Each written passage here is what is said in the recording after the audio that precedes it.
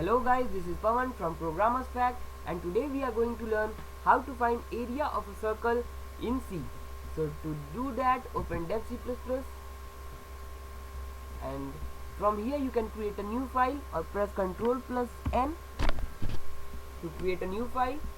So add the line #include stdio.h.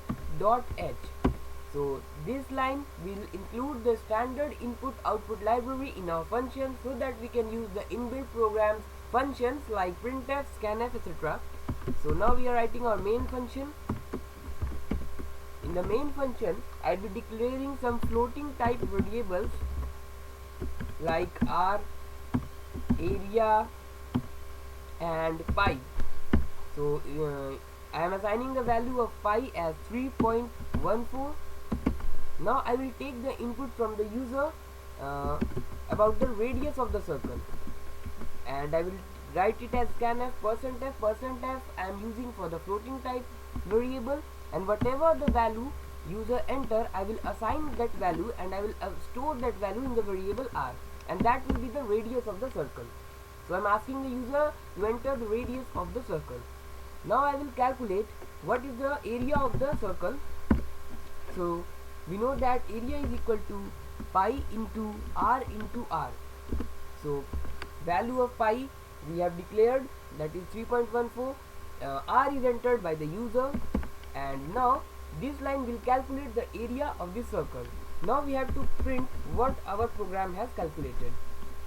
So write the printf statement as area of circle is equal to %f/n. I'm using for a new line, and then area. That means this %f, this value of area will be printed over here. So this is our program. Now we have to compile it. So before compiling, we have to save it, and save it as area.c.